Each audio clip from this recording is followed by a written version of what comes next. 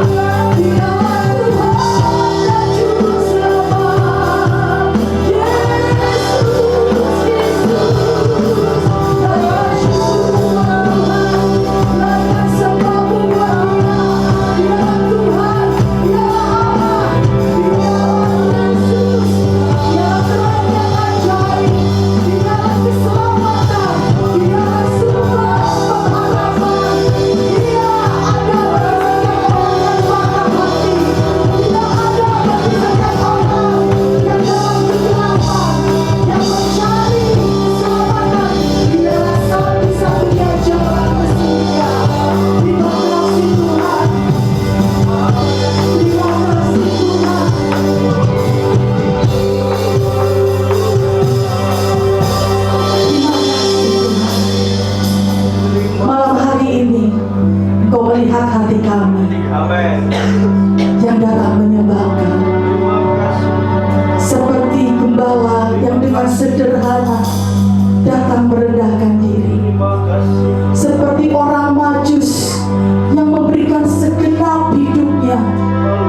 Bahkan di tengah tantangan, dia tetap menyembah Tuhan. Haleluya. Karena Engkaulah Tuhan, satu-satunya. Tidak ada nama lain selain nama-Mu Tuhan. Amin.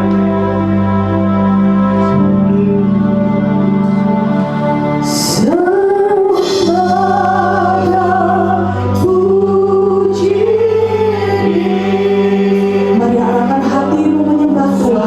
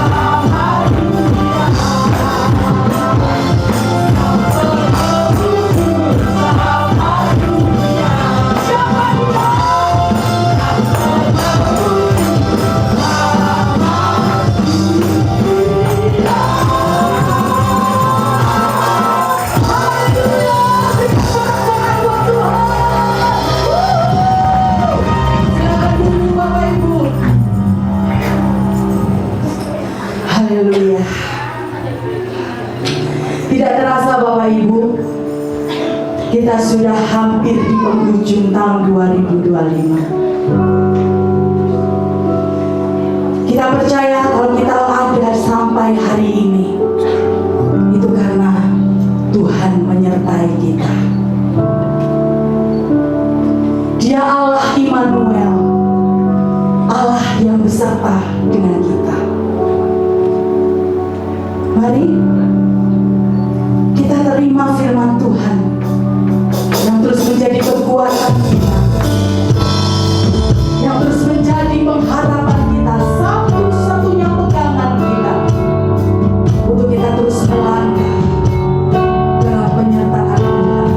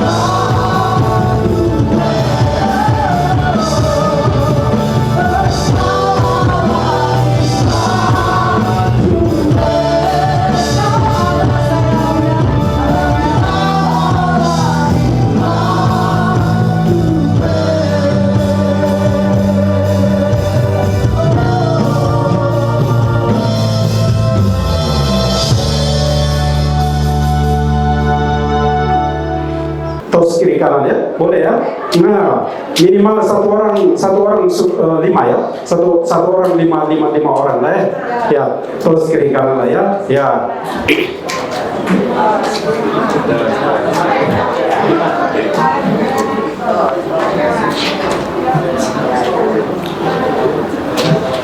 Ya, lalu sudah.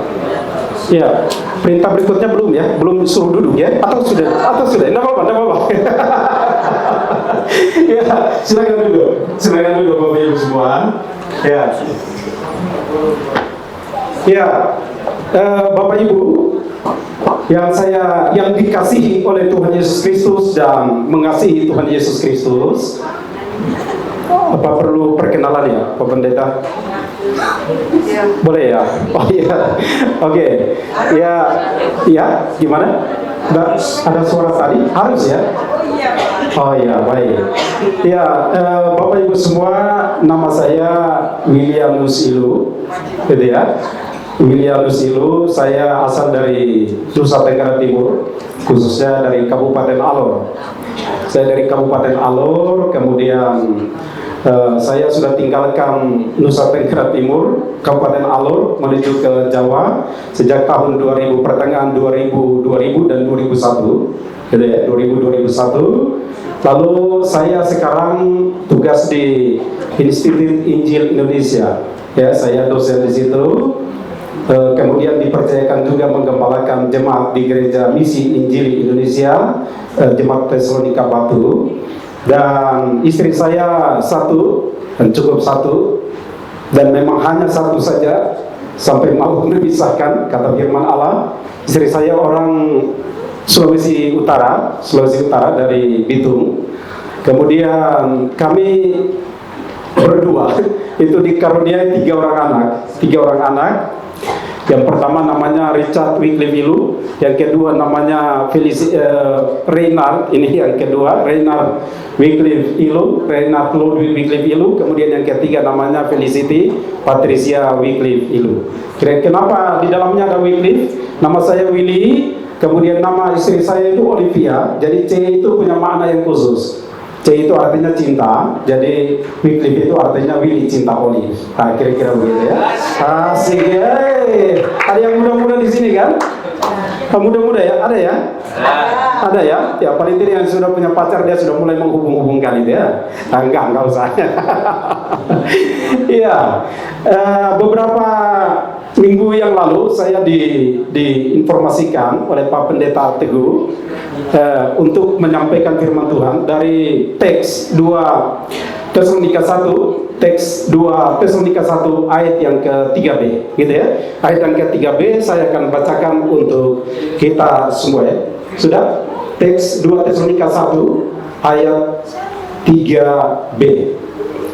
Tapi saya bacakan ayat 3. Kami wajib selalu mengucap syukur kepada Allah karena kamu, saudara-saudara, dan memang patutlah demikian, karena imanmu makin bertambah dan kasihmu seorang akan yang lain makin kuat di antara kamu. Faith maturing, love overflowing. Nah, di dalam tema ini ada dua kata menarik ya.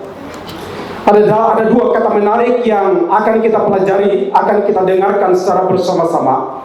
Yang pertama adalah iman makin bertambah. Kemudian yang kedua adalah kasih makin berlimpah. Gitu ya. Iman makin bertambah, kemudian kasih makin berlimpah. Nah, Bapak dan Ibu sekalian, kalau saya bertanya kepada anak-anak remaja, saya bertanya kepada anak-anak, saya bertanya kepada pemuda, dan bertanya kepada semua orang dewasa, sejak kapan Bapak Ibu mendengarkan tentang iman? Dan sejak kapan Bapak Ibu mendengarkan tentang kasih?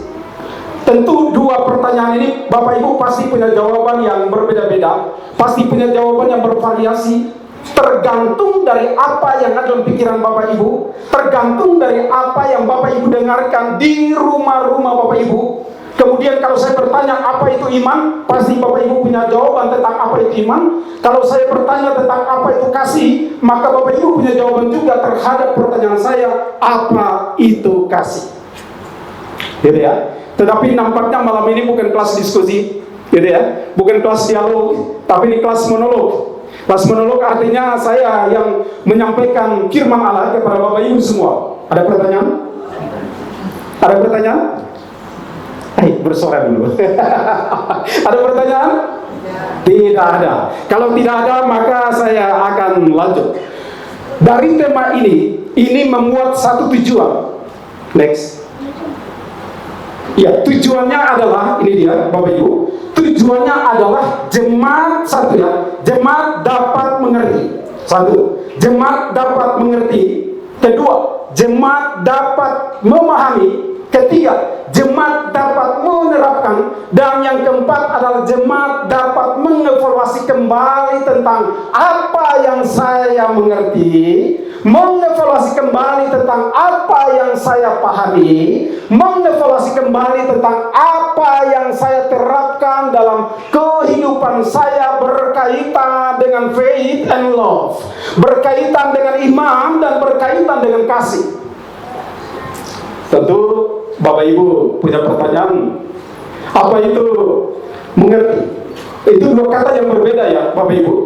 Mengerti itu artinya kalau saya bicara tentang iman, iman itu adalah sesuatu hal yang tidak dapat kita lihat tapi kita percaya. Maka Bapak Ibu bersuara atau merespon mengikuti kata-kata saya seperti yang saya sampaikan. Itu mengerti. Tapi berbeda dengan memahami. Berbeda dengan memahami. Memahami artinya iman adalah satu kebutuhan rohani yang paling mendasar dalam setiap kehidupan orang percaya terhadap siapa yang dia percaya. Gitu ya. Itu memahami. Artinya bahwa memahami itu saya mencoba untuk memformulasikan pengertian saya itu di dalam konsep saya secara pribadi melalui pengalaman-pengalaman yang Bapak Ibu jumpai, pengalaman studi, melalui pengalaman kerja, melalui pengalaman pelayanan, melalui pelayanan mengurus anak, melalui pelayanan rumah tangga. Semua itu berkaitan dengan Bapak Ibu memahami tentang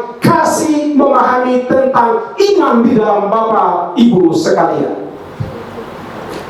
Tapi tidak sampai di situ saja. Ada kategori ketiga. Ada kategori ketiga adalah semua yang saya mengerti. Perhatikan baik-baik.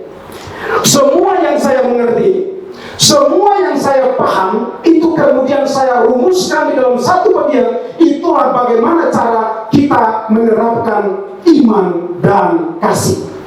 Yang menjadi problem ada di dua-duanya. Cara kita mengerti tentang iman dan kasih mengalami problem, mengalami persoalan.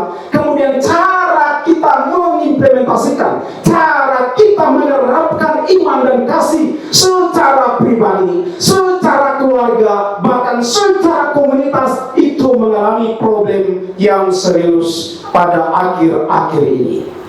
Tapi saya percaya Gereja Metodis Indonesia, betul ya, Injili Sola Fide tidak berada di dalam apa yang saya sampaikan itu tadi. Artinya Bapak Ibu tidak mengalami persoalan. Bapak Ibu tidak mengalami persoalan knowledge, persoalan pengetahuan tentang iman. Bapak Ibu tidak mengalami persoalan bagaimana Bapak Ibu mengalami tentang iman, mengalami tentang kasih. Bapak Ibu tidak mengalami persoalan itu. Bahkan di dalam menerapkan pun Bapak Ibu tidak mengalami persoalan itu. Amin. Amin. Tetapi apabila di antara Bapak Ibu sekalian mengalami persoalan berkaitan dengan pengertian, berkaitan dengan cara mengeksekusi iman, cara mengeksekusi love, kasih terhadap sesama, terhadap diri, terhadap gereja, terhadap lingkungan sekitar, tatkala Bapak Ibu menyadari bahwa saya mengalami problematik, maka firman Tuhan layak untuk didengarkan. Firman Tuhan layak untuk didengarkan. Bapak dan Ibu sekalian yang saya kasih dalam Tuhan Yesus Kristus, maka yang berikut adalah saya mencoba untuk memaparkan tentang apa itu ya, pentingnya iman, saudara-saudara. Boleh next? Ya, pentingnya iman. Iman bukan hanya pengetahuan belaka ya, pengetahuan intelektual tadi. Iman bukan hanya sekedar pengetahuan intelektual. Jadi maksudnya begini, iman bukan hanya sekedar apa yang saya ketahui. Iman bukan sekadar apa yang saya pahami. Iman bukan sekadar hal-hal yang sifatnya adalah pengetahuan dari leher sini sampai di kepala bagian atas dan lain-lain. Kasih bukan hanya sekedar pengetahuan, kasih bukan hanya sekedar apa yang saya pahami, tapi kasih juga adalah melibatkan tentang satu kepercayaan yang mendalam. Dan di garis bawahi, sekali lagi Bapak Ibu, adik-adikku yang saya kasih dalam Tuhan Yesus Kristus, ingat baik-baik, masa depanmu ditentukan dari sejak kecil engkau mendengarkan firman Allah dengan baik-baik. Amin. Masa depanmu ditentukan dari sejak kecil engkau mendengarkan kebenaran firman Allah baik-baik, sungguh-sungguh akan mengantarkan Bapak Ibu sekalian menuju ke masa depan yang gilang gemilang oleh karena firman Allah menyertai Bapak Ibu dan sekalian. Oleh karenanya itu pentingnya iman itu artinya apa? Melibatkan tentang kepercayaan yang mendalam. Melibatkan tentang kepercayaan yang mendalam. Kepercayaan yang mendalam itu bicara tentang apa? Bicara tentang persekutuan. Dengarkan baik-baik. Tadi saya sudah bilang, semua Bapak Ibu pasti beriman. Tapi kalau Anda beriman, Bapak Ibu jemaat beriman, lalu tinggalkan persekutuan, tidak beriman. Katakan amin. Tinggalkan persekutuan, tinggalkan gereja, Anda tidak beriman. Kenapa tidak beriman? Karena beriman identik dengan persekutuan. Amin. Identik dengan persekutuan. Terlalu kencang kan? Terlalu keras kan? Boleh ada tanda, aduh Pak, pendeta terlalu keras itu. Ya, itu iman. Jadi kedalaman itu memuat tentang apa? Memuat tentang aspek persekutuan. Persekutuan itu apa? Persekutuan itu berkaitan dengan hubungan pribadimu dengan Tuhan. Di rumah tangga kita pagi-pagi bangun, kita membangun hubungan pribadi dengan Tuhan. Atau justru pagi-pagi kita bangun, kita ambil handphone, kemudian kita melakukan hal-hal yang tidak sesuai dengan persekutuan yang dimaksudkan di dalam konteks bagaimana kepercayaan yang mendalam itu. Sampai di sini nangkap ya? Saya pelan-pelan supaya adik-adik juga mengerti ini. Biasanya saya gas terus itu. Ya. Yang kedua, bukan hanya dari sisi persekutuan, tapi juga kepercayaan yang mendalam itu bicara tentang apa? Bicara tentang intimasi. Intimasi. Apa itu intimasi? Intimasi itu adalah hubungan pribadi dengan Tuhan. Dia mengenal Tuhan secara mendalam, itu iman.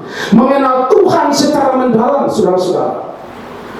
Bapak Ibu, istilah mengenal itu menarik ya.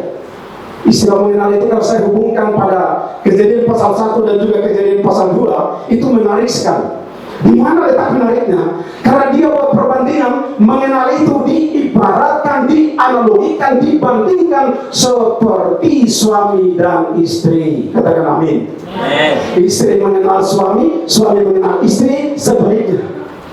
Itu begitu, mengenal itu begitu. Jadi pada waktu kita membangun iman, membangun persekutuan, berarti di dalamnya ada yang namanya apa? Mengenal. Ada yang namanya mengenal. Kita mengenal. Demikian juga hubungan pribadi kita dengan Tuhan. Tuhan mengenal kita, kita mengenal Dia. Tuhan mengenal kita, kita mengenal Dia. Bukan kita mengenal Dia duluan, tidak. Tuhan mengenal kita lebih dulu. Karena Dia mengenal kita, maka Dia izinkan kita untuk melakukan apa yang Dia kehendaki dalam diri kita. Termasuk di dalamnya adalah iman dan juga ada iman dan kasih. Bapak Ibu sekalian yang saya kasih dalam Tuhan Yesus Kristus. Yang menariknya adalah pelibatan iman ini bukan hanya berkaitan dengan ini. Dengarkan baik-baik. Beriman itu, oh Tuhan, saya beriman. Saya tidak butuh knowledge, saya tidak butuh pengetahuan, saya tidak butuh Alkitab, saya tidak butuh itu. Apa ini? Bagian ini. Intelektual, saya nggak butuh itu Tuhan. Tuhan bilang begini, kalau kamu mengasihi Tuhan, kasihlah Tuhan Allahmu dengan segenap akal budi. Itu penting sekali. Maka jangan anti akal budi, tidak boleh anti akal budi. Wah, itu hanya sekedar pikiran-pikiran. Loh, pikiran itu juga berasal dari Tuhan. Iman yang telah dia klarifikasi, iman yang telah dia sampaikan berakal dari akal budi yang telah dikuduskan oleh Tuhan, berakal dari akal budi yang telah disucikan oleh Tuhan, sehingga melaluinya dia menyampaikan. Pada ketika Pak Pendeta Teguh menyampaikan firman Tuhan, saya mengikuti FB juga beliau. Oh, ini Martin Luther bilang begini, oh Calvin bilang begini, akhirnya begitu ya. Itu nampaknya keras, ya keras juga. Tapi memang demikian. Iman itu juga ada perlibatan kognitif. Tidak bisa Bapak Ibu melangkah dengan iman tanpa ada perlibatan kognitif. Saya kasih contoh ya. Saya kasih contoh. Bapak Ibu dengar baik-baik. Ada perigi 150 meter di depan ini. Lebarnya 10, panjangnya 10, kedalamannya 150 meter. Bapak Ibu beriman saja. Tidak apa, lewat saja, lompat saja. Apa yang akan terjadi? Jatuh kan? Kenapa jatuh? Karena hanya dengan modal iman, tetapi tidak mengandalkan yang namanya modal pengetahuan Alkitab. Itu penting sekali. Pengetahuan Alkitab itu penting sekali Bapak Ibu. Jangan menganggap enteng, jangan menganggap remeh terhadap pengetahuan Alkitab. Jangan. Kenapa? Karena Tuhan bilang, kasihlah Tuhan Allahmu dengan segenap hati, kasihlah Tuhan Allahmu dengan segenap jiwa, kasihlah Tuhan Allahmu dengan segenap akal budi. Atau bicara tentang iman misalnya, satu mobil ada di depan situ, kemudian satu mobil ada di depan situ. Lalu kita beriman, tidak apa-apa, lewat aja, pasti nggak nabrak kok. Enggak apa-apa, lewat aja, nggak nabrak gitu. Saya pikir tidak demikian. Sampai di sini nangkap ya? Adik-adik? Sampai di sini nangkap? Mengerti? Yang mengerti katakan amin. Yang belum mengerti bilang, aduh saya belum mengerti. Ayo, betul. Iya, jadi itu dia bagian yang berdasarkan afektif juga. Itu dia berafektif dan juga berdasarkan apa namanya itu psikomotorik. Itu penting sekali. Begini, afektif saya pelan-pelan. Iman melibatkan afektif itu artinya apa? Sikap kita terhadap iman, sikap kita terhadap kasih itu bagaimana? Itu afektif namanya. Psikomotorik itu ada rasa simpati dan empati, rasa tanggung jawab kita, responsibility, rasa respon kita terhadap situasi kondisi. Di dalamnya itu ada iman, ada kasih. Itu yang saya maksudkan. Maka sekali lagi, malam ini di bagian pentingnya iman, itu ada 3 kategori penting. Yang pertama adalah iman itu memang melibatkan ranah kognitif. Amin. Yang kedua, iman melibatkan ranah afektif, sikap kita, nilai-nilai kita terhadap iman itu bagaimana. Yang ketiga adalah psikomotorik atau respon kita, tanggung jawab kita terhadap iman, terhadap kasih yang kita alami dalam diri kita masing-masing. Ketiga, next, pentingnya kasih. Bapak dan Ibu sekalian, kalau saya melihat tentang kasih dalam 2 Tesalonika 1 ayat yang ke-3b, ini adalah berkaitan dengan kasih agape. Sekalipun di dalam ayat yang ke-3b itu dia bilang begini ya. Saya bersyukur karena imanmu makin bertambah, kasihmu makin berlimpah. Kasih yang dimaksudkan di situ adalah melihat tentang jemaat Tesalonika yang kasihnya itu melimpah. Tapi kenapa di dalam ayat-ayat ini saya katakan ini adalah kasih agape? Karena dia berangkat dari 2 Tesalonika pasal 1 ayat yang ke-1 itu menjelaskan tentang apa? Kasih agape, kasih yang bersumber dari Allah, kasih yang bersumber dari Yesus Kristus. Kasih yang bersumber dari Yesus Kristus. Kepada siapa? Kepada jemaat Tesalonika. Maka kasih yang sama juga bersumber dari Allah, bersumber dari Yesus Kristus, turun kepada jemaat GMI Gereja Sola Fide, Gereja Metodis Injili Sola Fide. Wah, mantap, Sola Fide ya. Ini mantap ini. Ya, iman ya, hanya karena iman ya. Ya, betul sekali. Jadi memang betul ini. Hanya karena iman ya, sudah berdiri ya, berapa tahun ya? 7 tahun ya Pak ya? 7 tahun. Saya sempat melihat foto saya tadi kasih tunjuk sama Pak Pendeta. Pak Pendeta, namanya nampaknya 7 tahun atau 8 tahun yang lalu itu ada retreat di mana begitu. Kemudian saya di Trawas ya, di Trawas untuk menyampaikan foto kami 7-8 tahun yang lalu masih kecil-kecil, masih imut-imut. Sekarang sudah tidak imut lagi ya. Ya, jadi Bapak Ibu, ini kasih agape yang artinya apa? Tidak mementingkan diri sendiri. Kenapa? Kenapa ini kasih agape? Kalau kasih manusia mementingkan diri sendiri, betul atau tidak? Kasih manusia mementingkan diri sendiri atau tidak? Halo? Kasih manusia mementingkan diri sendiri atau tidak? Iya. Kasih Allah mementingkan diri sendiri atau tidak? Tidak. Kasih Allah tidak mementingkan diri sendiri. Kemudian kasih Allah rela berkorban atau tidak? Oke. Kasih kita sebagai manusia rela berkorban atau tidak? Tidak. Betul. Saya tidak menjawab ya Bapak Ibu ya. Ada Bapak Ibu yang menjawab kan? Iya. Jadi rela berkorban. Apa artinya rela berkorban? Sukarela berkorban Bapak dan Ibu sekalian. Dan yang berikut adalah tanpa syarat. Ini kasih agape. Tanpa syarat. Dalam dunia bisnis pasti ada syarat-syarat, betul? Dalam dunia pekerjaan pasti ada syarat-syarat, betul? Dalam dunia perdagangan pasti ada syarat-syarat, betul? Betul. Tapi kalau kasih agape tidak punya syarat sama sekali. Faktanya apa? Buktinya apa? Sejak kita manusia jatuh dalam dosa, kita tidak bisa menyelamatkan diri sendiri sampai dengan detik ini. Adam yang hebat, Adam yang luar biasa, Adam yang cemerlang, Adam yang intelektualnya dahsyat sekali. Tapi pada saat dia jatuh dalam dosa, dia tidak bisa menyelamatkan diri sendiri. Itu artinya tanpa syarat. Tapi Kristus, Allah dalam Proton Evangelium dalam Kejadian 3:15 datang dan mencari siapa? Dia mencari manusia yang telah jatuh. Hai, di manakah Adam dan Hawa? Itu Allah yang mencari manusia. Allah yang mencari manusia. Kalau tanpa Allah mencari kita, tanpa Allah mencari kita, tanpa Allah mencari kita, kita tidak berada di tempat ini. Katakan amin. Tanpa Allah mencari kita, tanpa Kristus mencari kita, tanpa Roh Kudus mencari kita, kita tidak berada di tempat ini. Tapi kita bersyukur Allah begitu luar biasa mencari kita tanpa syarat, tanpa syarat, tanpa syarat. Oh, dahsyat, luar biasa sekali. Saya berasal dari negeri pegunungan. Menghitung-hitung tentang bagaimana cara Tuhan memanggil hidup saya itu waktu saya masih SMP SMA kelas 2 mau ke kelas 3. Waktu itu saya bawa akar jimat Bapak Ibu, karena kami di sana itu kan orang suka berkelahi ya, tukang baku pukul itu.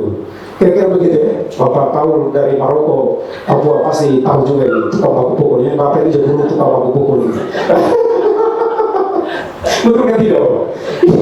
Katut orang ini semua dulu tukang baku pukul itu. Jadi saya bawa ajimat itu Kris.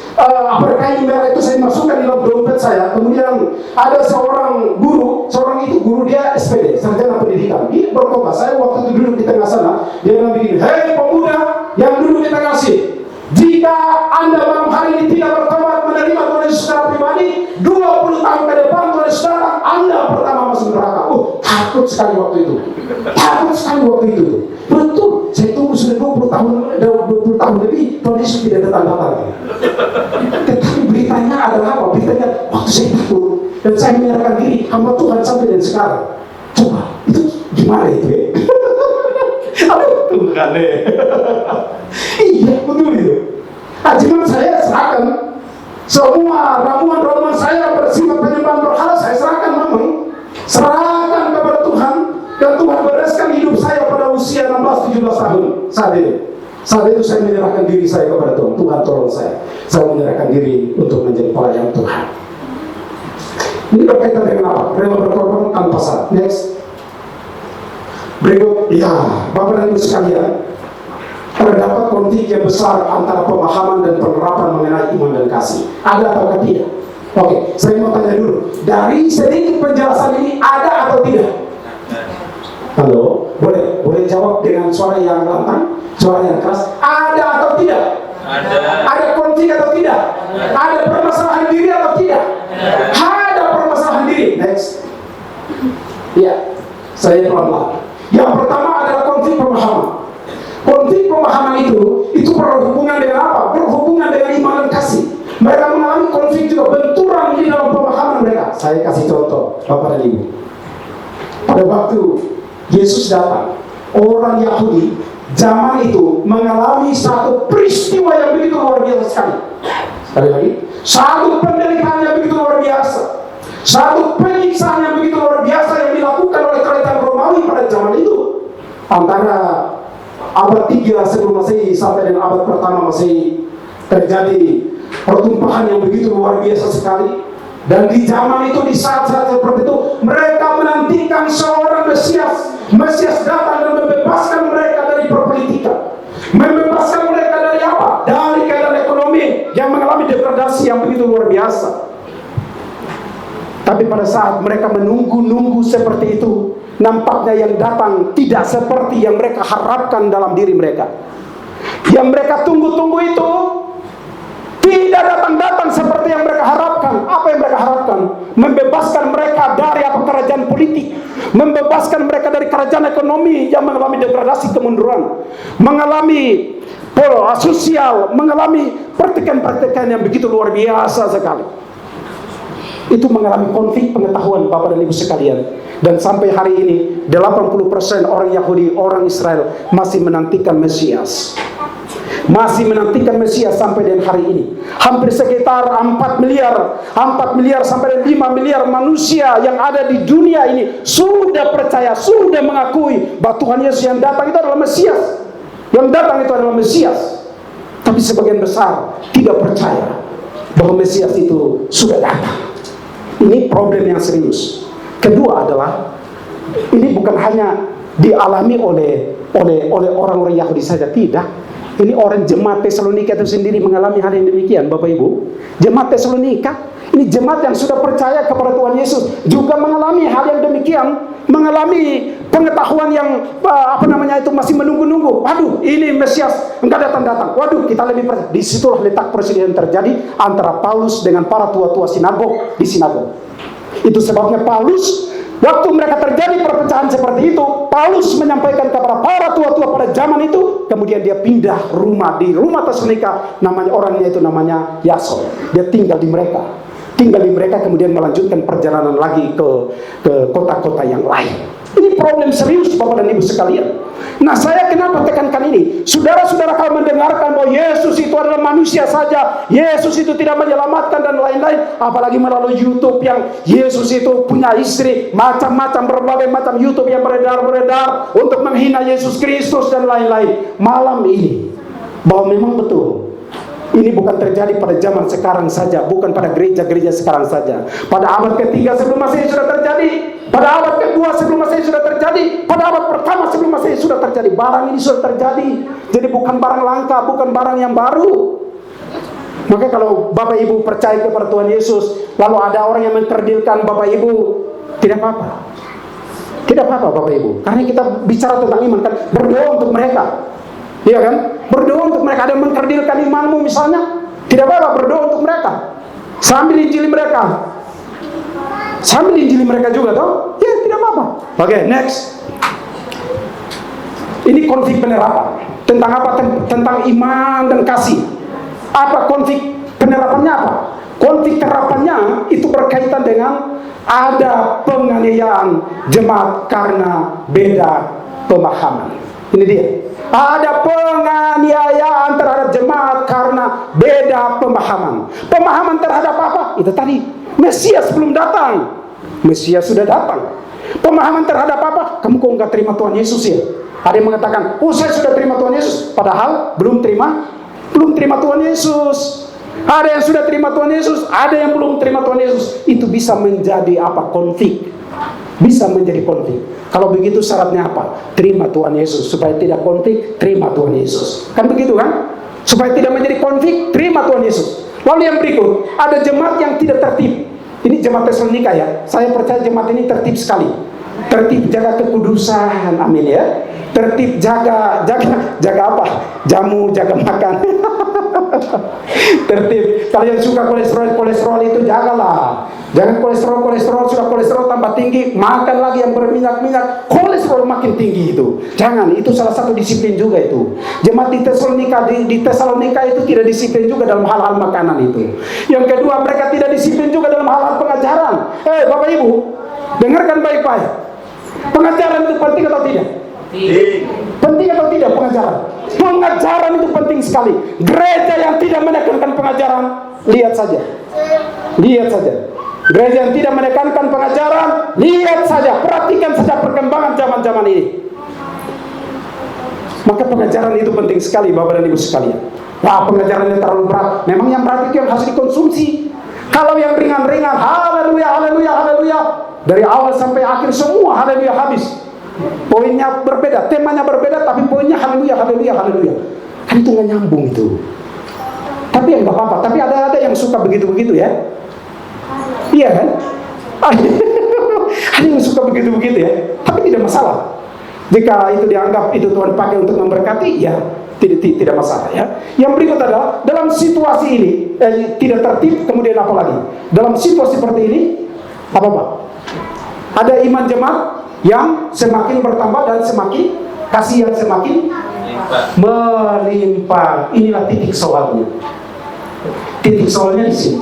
Di tengah-tengah penderitaan, di tengah-tengah kesesakan, di tengah-tengah tantangan, di tengah-tengah pergumulan, disitulah ada iman jemaat yang pelan-pelan bertumbuh. Ada kasih mereka yang semakin hari semakin melimpah. Maka disitulah Paulus menyatakan, haleluya, puji syukur kepada Tuhan Yesus Kristus, karena kamu bisa menghadapi tantangan, kamu bisa menghadapi pergumulan, kamu bisa menghadapi akan sejumlah penderitaan, penyiksaan yang begitu luar biasa melanda terhadap iman dan kasihmu. Tapi puji Tuhan, imanmu makin bertambah. Puji Tuhan, kasihmu makin melimpah. Oh, luar biasa. Paulus menyampaikan ucapan syukur kepada Tuhan dalam ketulusan Allah Tritunggal. Dalam ketulusan Allah Tritunggal, 1 ayat 1, 2 Tesalonika 1 ayat 1. Itu menarik sekali. Next. Berikut. Tawaran untuk menghindari konflik, pemahaman dan penerapan tentang iman dan kasih. Berikut. Oke, ini dia. Tawaran menghindari konflik, pengetahuan atau pemahaman tentang iman dan kasih itu apa? Kata Paulus, iman dan kasih berasal dari Allah. Ini dia. Supaya kita tidak mengalami konflik, iman yang kita lakukan, kasih yang kita lakukan, kasih yang jemaat Tesalonika lakukan, iman yang jemaat Tesalonika lakukan, baik itu anak-anak, baik itu remaja, baik itu pemuda, dasarnya jelas, sumbernya jelas, berasal dari Allah. Allah menetapkan iman bagi setiap orang percaya supaya beriman kepada Allah di dalam dan melalui Tuhan Yesus Kristus. Amin. Kemudian Tuhan Yesus Kristus sebagai penggerak utama, sebagai dinamisator utama, penggerak utama iman dan kasih. Saya kasih contoh. Tuhan Yesus waktu bersama dengan para murid berada di laut, kemudian dia datang berjalan di atas air, di atas laut, betul ya? Kemudian ada para murid, oh itu hantu. Adalah siapa? Tuhan Yesus. Kemudian waktu itu siapa yang mau coba? Petrus mau coba kan? Silakan kamu coba. Dia ragu-ragu atau tidak? Ragu-ragu. Jatuh di laut atau tidak? Jatuh di laut. Maka penggerak utama iman dan kasih adalah siapa? Adalah Tuhan Yesus itu sendiri. Kasih yang berikut. Tua-tua itu begitu luar biasa. Tua-tua ya. Orang tua-tua itu begitu luar biasa. Orang Farisi, ahli Taurat dan lain-lain menentang Tuhan Yesus Kristus. Tapi Tuhan Yesus bilang begini, kasihilah mereka. Oh, itu pernyataan yang begitu luar biasa sekali. Kasihilah mereka. Kasihilah mereka. Maka dia adalah penggerak kasih dan iman itu sendiri. Tidak ada yang lain. Kalaupun kita bisa melakukan, kita hanya berkata, Tuhan terima kasih. Itu karena Allah sumber. Itu karena Tuhan Yesus Kristus. Itu karena Roh Kudus menggerakkan kamu untuk memberikan kasih kepada sesama. Kamu bisa beriman karena Roh Kudus mengingatkan kamu. Roh Kudus menerjemahkan firman itu supaya kamu bisa beriman kepada Tuhan Yesus Kristus. Tuhan terima kasih. Saya beriman. Saya beriman. Saya beriman. Bukan karena inisiasi diri kita, tapi semua semata-mata adalah anugerah Tuhan Yesus Kristus supaya kita bisa beriman dan melakukan kasih terhadap sesama. Kasih terhadap sesama. Berikut. Yang berikut. Ya, ini dia. Tawaran menghindari apa? Konflik penerapan tentang iman dan kasih. Ini tawaran ya. Tawaran Alkitab bagi kita. Tawaran Alkitab bagi kita yang pertama adalah iman mendorong kasih. Iman kepada Tuhan Yesus Kristus, dia adalah Tuhan satu-satunya. Dia adalah juru selamat satu-satunya. Kemudian iman yang seperti ini mendorong kita untuk melakukan kasih. Sampai di sini nangkap? Iman yang seperti ini mendorong kita untuk melakukan kasih. Maka kasih anak-anak misalnya, ada anak-anak yang usia 3 tahun ada, 4 tahun ada, 5 tahun ada 7 tahun, 9 tahun, 10 tahun. Oke, adik-adikku yang cakap-cakap dan cantik-cantik yang di bagian sana, boleh lihat saya dan jawab pertanyaan saya. Boleh? Boleh. Tadi pagi mengasihi papa mama? Halo? Tadi pagi mengasihi papa mama?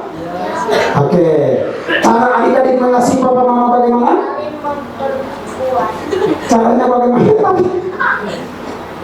Oke, saya mau tanya adik-adik yang ada di sini dulu. Adik-adik yang ada di sini, ini bapak ibu-ibu ini. Tidak, bapak ada satu adik yang di situ. Ya, kena, ya adik. Betul sekali. Ya. Adik, gimana? Masih beriman kepada Tuhan Yesus? Masih? Sejak kapan beriman kepada Tuhan Yesus? Ya? Apa? Ya? Sejak lahir. Sejak lahir. Oh, sejak lahir. Luar biasa, sejak lahir ya. Sejak lahir percaya kepada Tuhan Yesus ya. Oh, dahsyat ya. Jadi iman itu mendorong kita untuk kasih ya. Nah, pertanyaannya begini Bapak Ibu. Kalau kita beriman, lalu kalau kita tidak melakukan kasih, itu beriman atau tidak? Dari pernyataan ini ya, iman mendorong kasih. Kita beriman, tapi tidak melakukan kasih. Beriman atau tidak? Tidak beriman. Kedua, kasih bukti dari iman. Kita mengasihi, itu adalah bukti dari iman. Lalu kalau kita tidak mengasihi, berarti kita tidak beriman. Betul ya? Kalau kita tidak mengasihi, kita tidak beriman. Betul atau tidak? Iya, betul. Ini betul ini. Yang ketiga, apa? Iman dan kasih saling memperkuat. Iman dan kasih saling memperkuat. Next, penutup. Ini dia penutup. Kita baca sama-sama ya. Kita baca sama-sama. Boleh ya? Kita baca sama-sama. 1, 2, 3. Praktik melalui iman dan kasih, walaupun apa? Kecil kelihatannya. Jangan tunggu gede, jangan tunggu berbukit-bukit dulu baru apa? Mengasihi jangan. Sekalipun apa? Kecil. Betul ya? Kecil ya? Nanti orang cowok marah aku ya. Kecil. Sekalipun kecil apa? Kelihatannya. Terus 1, 2, 3. Namun karena dilakukan dengan sumber Allah. Dilakukan dengan sumber apa? Allah. Oke. Dilakukan dengan sumber Allah Bapa, Anak, Tuhan Yesus Kristus dan apa? Roh Kudus. Dapat membawa dampak besar dalam kehidupan diri. Yang kedua, membawa dampak besar dalam keluarga. Yang ketiga, membawa dampak besar bagi orang lain. Jika ini tidak terjadi, maka saya pastikan Bapak Ibu punya iman bermasalah. Percaya. Jika ini tidak terjadi, saya pastikan kasih Bapak Ibu bermasalah. Katakan amin. Katakan amin. Mari kita berdoa.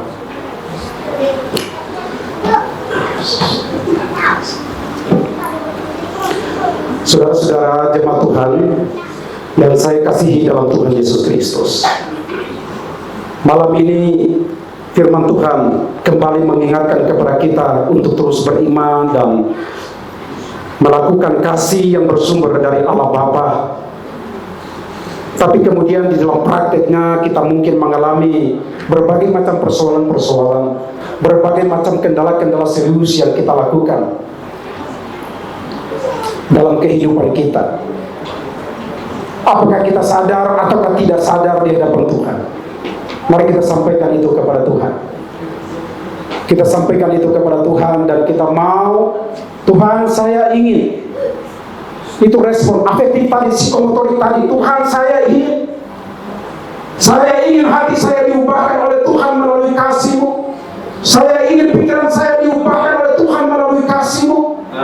Saya ingin supaya saya beriman sekalipun ada tantangan, ada persoalan, ada pergumulan yang begitu luar biasa. Entah itu pergumulan keluarga, pergumulan diri, pergumulan ekonomi, pergumulan politik, pergumulan pekerjaan, dan lain-lain. Malam ini saudara-saudara mau mengambil keputusan Tuhan. Apapun yang terjadi, saya mau beriman 100% kepada Tuhan Yesus Kristus. Amen. Yang mau beriman 100% kepada Tuhan Yesus Kristus, silakan angkat tangan. Bangkit berdiri di hadapan Tuhan. Yang mau beriman 100% kepada Tuhan Yesus Kristus, sekalipun ada tantangan, ada masalah, ada pergumulan yang serius yang terjadi, tapi dia mau berkata, Tuhan, saya mau beriman kepadamu ya Tuhan. Saya mau beriman kepadamu ya Tuhan. Saya mau beriman kepadamu ya Tuhan. Dan yang kedua, siapa di antara Bapak Ibu yang mungkin sudah melakukan kasih, tapi kemudian mengalami kendala, mengalami persoalan, sampai hari ini dia dendam, sampai dengan hari ini dia iri hati, sampai dengan hari ini dia memiliki kepahitan yang begitu luar biasa terhadap anak, terhadap istri, terhadap suami, terhadap keluarga, terhadap bapak, oma, kakek, semua. Dan dia mau, Tuhan, saya sadar betul bahwa saya orang berdosa di hadapan Tuhan. Saya orang berdosa di hadapan Tuhan. Dan dia mau mengalami kasih itu. Dia mau rendahkan hati dan mengalami kasih itu. Dia mau rendahkan hati dan mengalami kasih itu. Kasih yang datang dengan luar biasa, tanpa syarat. Dia datang mengorbankan dirinya untuk kita manusia berdosa. Terima kasih Tuhan Yesus. Angkat kedua tanganmu, saya mau berdoa untuk kita semua di malam ini. Angkat kedua tanganmu, saya mau berdoa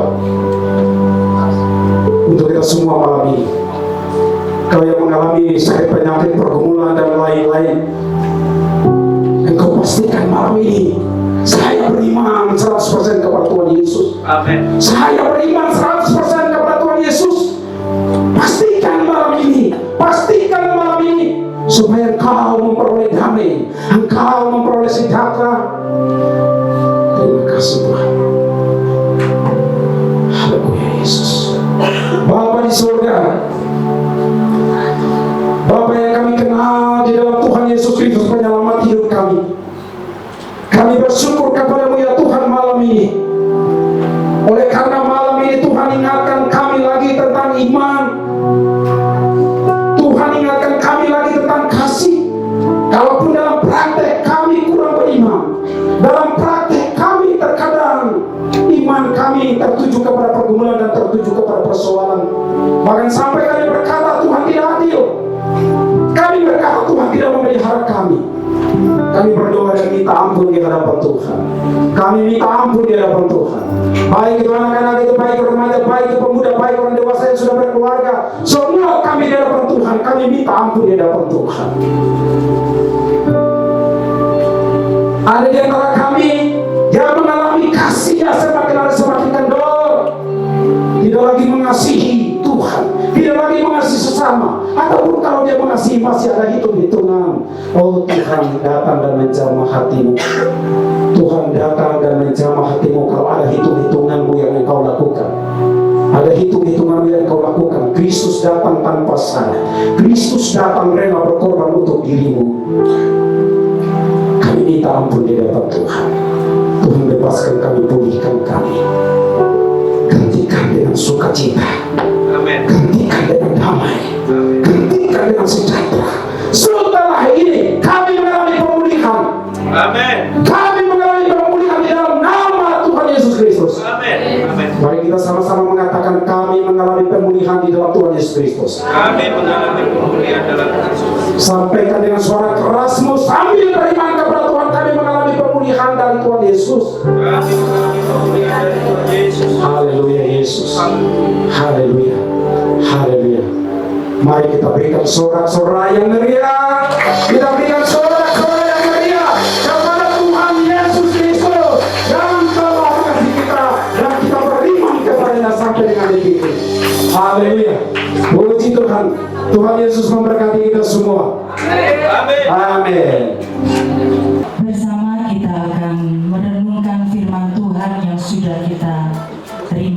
kasih melalui penyalaan lilin sebagai simbol bahwa kita adalah orang-orang yang telah diterangi Allah dan kita punya tugas untuk menerangi kegelapan dunia melalui kasih Allah.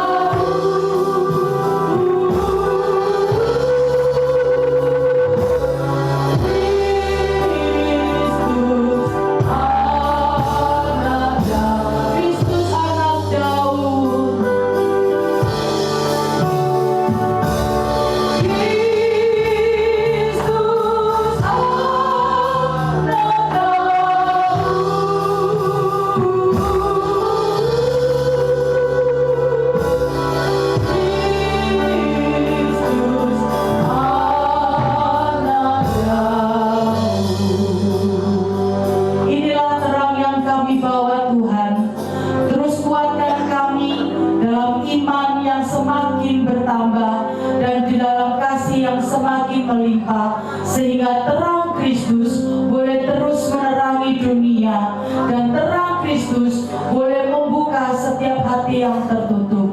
Terima kasih Tuhan, pakai hidup kami menjadi berkat dan membawa terang-Mu. Dalam nama Tuhan Yesus, amin. Lilin bisa dimatikan, lampu bisa dinyalakan. Bapak Ibu silakan duduk kembali.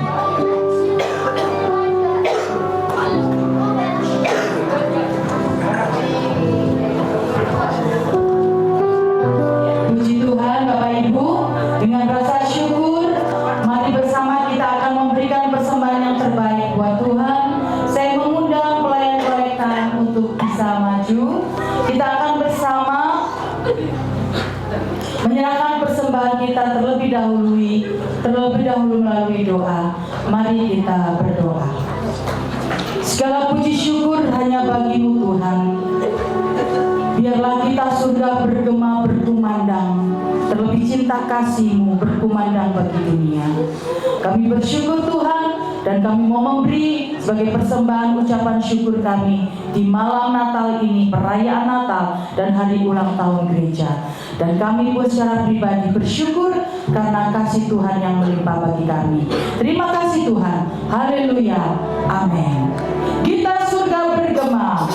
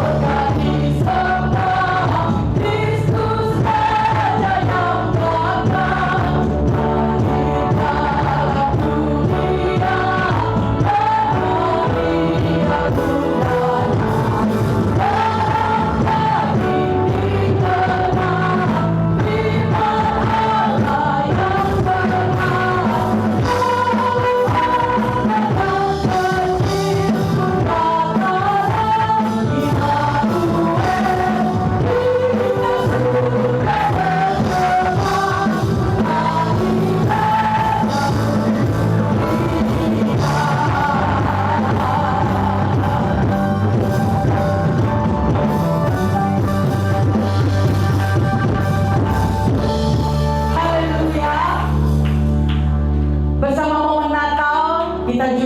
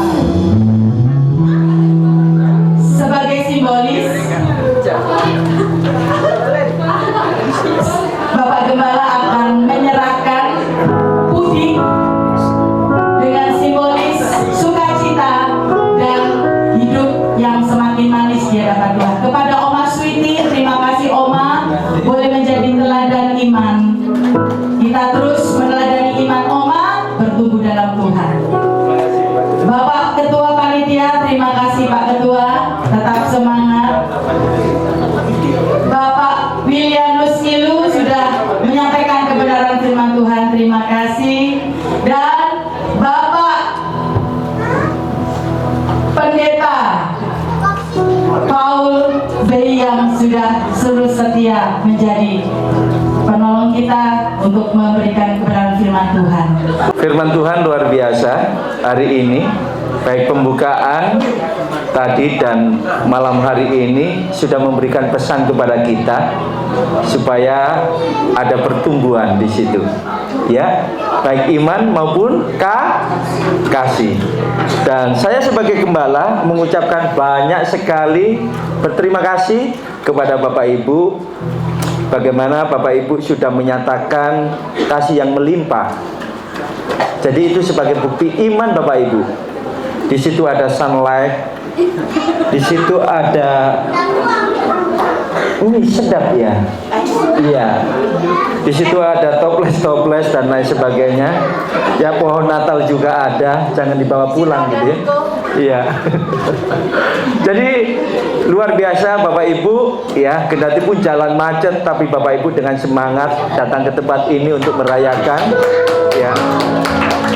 Yuk kita sama-sama bergandengan tangan dan terus maju untuk melayani Tuhan. Terus kita nyatakan iman yang bertumbuh pasti berakibat pada kasih yang semakin melimpah. Amin. Amin. Itu sepatah kata dari saya. Kiranya Tuhan Yesus memberkati kita semua. Shalom. Shalom. Sola Fide. Sola Fide. Sola Fide. Beri tepuk tangan untuk Tuhan. Dilanjut sambutan dari Bapak Ketua Panitia, dipersilakan.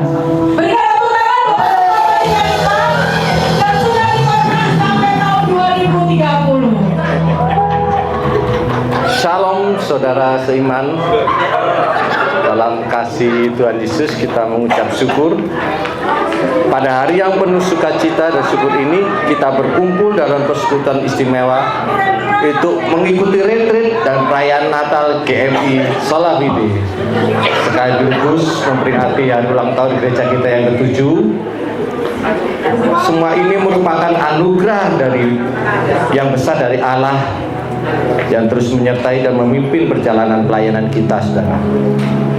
Tema yang kita renungkan bersama tahun ini diambil dari 2 Tesalonika 1 ayat 3b yang berbunyi, imanmu semakin bertumbuh dan kasihmu seorang terhadap yang lain semakin melimpah. Rasul Paulus memuji jemaat Tesalonika yang terus bertumbuh meskipun berada di tengah tantangan iman. Hal ini juga menjadi kerinduan kita bahwa dalam setiap musim hidup, khususnya di tengah perubahan dunia yang begitu cepat, iman kita tidak berhenti pada titik yang sama, tetapi semakin dewasa, semakin kuat, dan semakin berakal dalam Kristus.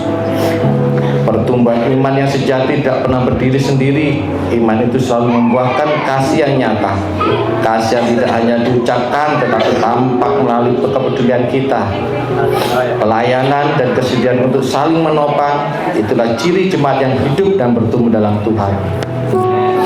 Memasuki usia yang ke-7 ini, GMI Solafide telah melihat karya Tuhan yang tak pernah berhenti. Namun perjalanan kita masih panjang, saudara. Kiranya melalui retreat dan perayaan Natal ini, setiap pribadi dapat mengalami pembaruan hidup, semakin mengenal Kristus setelah semakin mengasihi tubuh Kristus dan sesama manusia. Biarlah ulang tahun gereja ini menjadi momen untuk meneguhkan komitmen pelayanan kita. Dan perayaan Natal ini mengingatkan kita akan kasih Allah yang begitu besar melalui kelahiran Tuhan Yesus Kristus.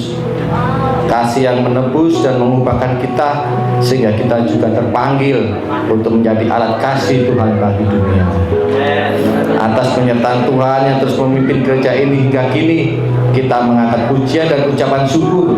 Kiranya seluruh rangkaian acara yang kita ikuti boleh memperdalam iman dan memperluas kasih kita sesuai dengan firman Tuhan yang menjadi tema kita, Faith Maturing, Love Overflowing.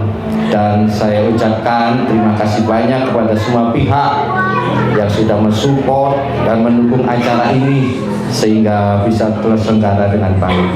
Dan terima kasih juga kepada para donatur, dan saya ucapkan selamat retreat, selamat merayakan hari Natal, selamat ulang tahun GMI Salafide yang ke-7. Tuhan Yesus memberkati. Berikan tepuk tangan dan ustazah. Jangan mundur dulu, Pak. Jadi deal ya, kontrak 2030. Deal. Nah, sebagai tanda deal, saya mau kasih hadiah buat Pak Ketua. Loh, baik kan saya? Mau Pak hadiah? Mau. Oh, mau ya. Oke, tapi ada tantangannya. Ini ulang tahun yang keberapa, Pak? 7. Yang ke-7. Kalau gitu, saya pengen tahu sih seberapa kenal Bapak kepada jemaat-jemaat Salafide. Sebutkan 7 nama di luar keluarga Pak Jimmy. Iya, silakan Pak. 1. Ciani. Oke. Wih, Ciani ini berarti ada di hatinya Pak Jimmy. Nomor 1 disebut. Pilih sunlight loh, Pak. 2. Bu Heri. Bu Heri. 3. Bu Luki. Bu Luki. Oh, ibu-ibu semua, Pak. Bu Rina. Bu Rina. Aman ya nanti malam ya, aman ya. 4. Bu Billy. Oh, Bu Ibu lagi, Bu Billy. Penggemar ibu-ibu ini. 5. Yang 5 ini sahabat saya, Iya, us. Pak Yono. Wih, Pak Yono. Kok nggak Bu Yono ya? 6. Yang ke-6 Pak Teguh. Pak Teguh. Sahabat atau gimana, Pak? Mentoring. Oh, mentoring. Kita doakan nanti teologi ya, sekolah teologi Pak Jimmy. Terakhir Pak, 7. Pak Obel. Pak Obel. Berhasil berarti. Silakan Pak Jimmy, silakan ambil 1 hadiah yang Bapak inginkan. Berikan tepuk tangan lagi buat Pak Jimmy. Monggo Pak. Enggak, 1 aja Pak, jangan semuanya. Oh, ada apa ini ya? No,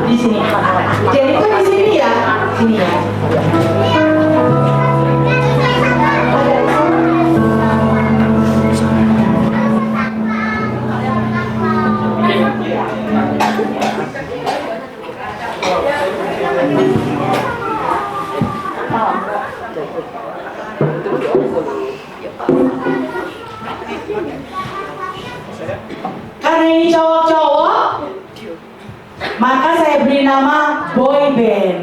Hei, jangan lupa ya, opa, ya gerakannya ya opa. Berikan tepuk tangan untuk boy band kita Solopide.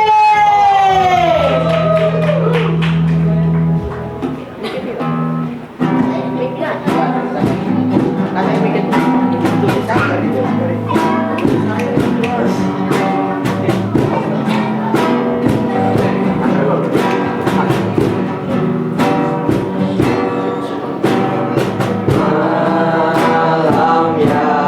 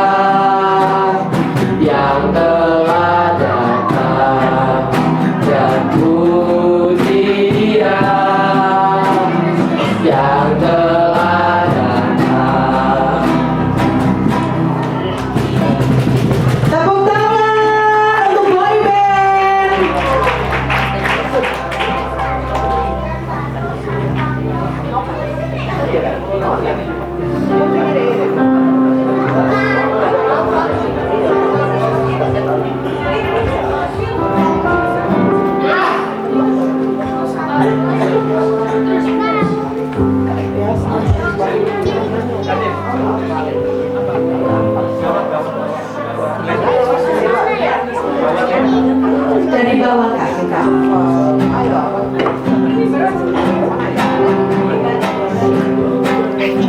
Belakang nggak sih?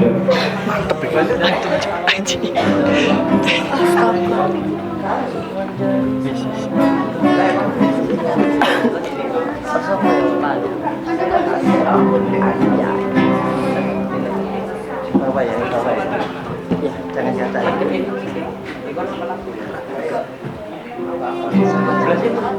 Sana.